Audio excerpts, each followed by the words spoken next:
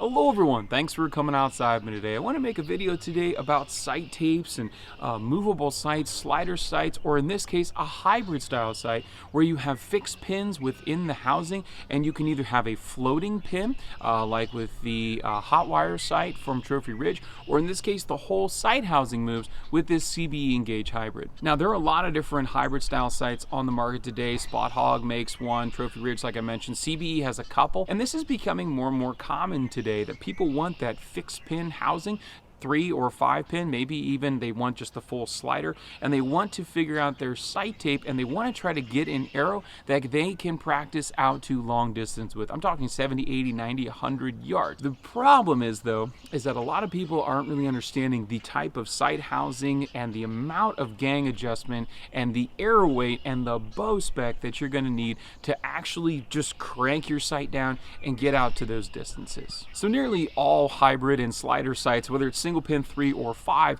will come with sight tapes. Now this Engage hybrid has metal sight tapes that screw on and off. That's really high end. Most of them are a sticker type feel, but they still will give you 1 to maybe 15, 16, 17, 18 depending on the type of sight that you get. Now CBE I think has the most in terms of number of sight tapes, which is why I really like them. They can accommodate a really heavy slow arrow with a really high numbered sight tape like 15, 16, 17, 18, or a really fast one all the way down to 1.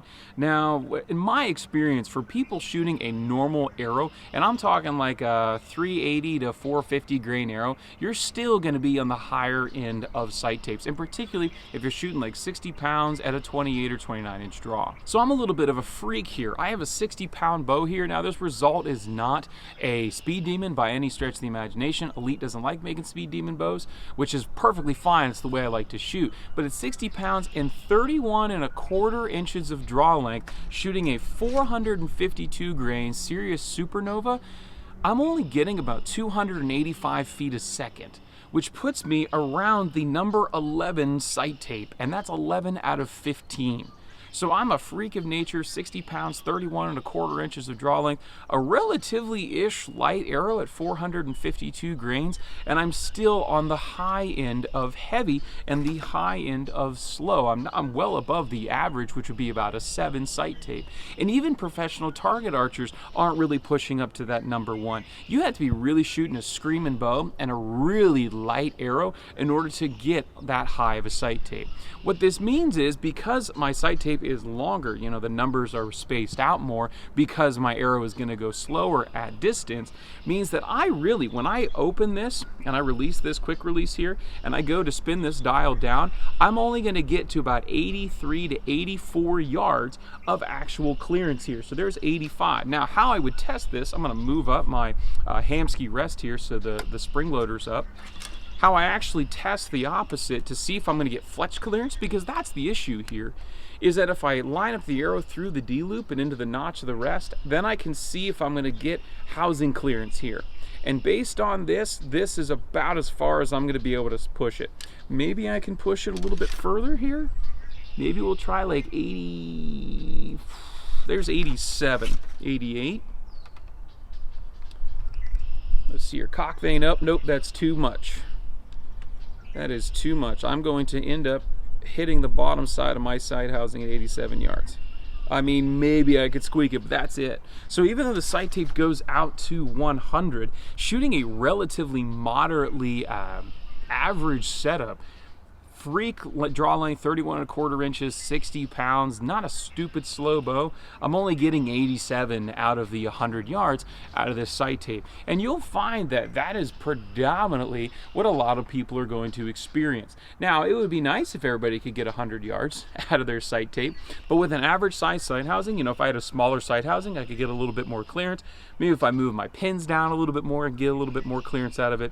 But don't expect it to just take your normal, and particularly if you have a heavier hunting arrow, you know, 475, 500 and up, you're not going to be getting 70, 80 yards out of your setup. So don't expect to go to tack and be slinging, Total Archery Challenge, and be slinging your arrows at 100 yards and being able to be right on the dot. Now, another thing worth noting here is the size of your pin and actually measuring these distances. So figuring out your sight tape distance is not too difficult. As long as you can shoot at like 20 and 40 yards, you can figure out your sight tape tape difference. Now, the better that you can shoot out a distance, 20 and 60 yards, 20 and 70 yards, then you can really hammer home your actual sight tape distance. But most people can't shoot 60, 70 yards at their house, and then you have to go to the local range or find somebody that has the land that's able to do it. But then on top of that, the size of your pin, and particularly if you have a shorter draw length, 27, 28 inches, that pin is going to be closer to your eye, which makes it bigger.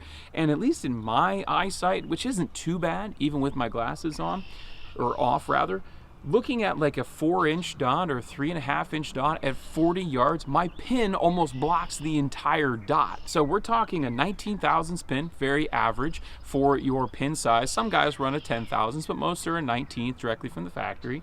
At a 4-inch dot at 40 yards, it's blocked off completely. Right? So imagine 50, 60, 70, 80, 100 yards. You're covering up the whole target with your pin. So don't expect to be wadding them in there in a 3-4 inch group at 60, 70, 80 yards, unless you've really done your practice. And also don't expect to be super accurate with your sight tape number, because you're going to be bouncing all over the place.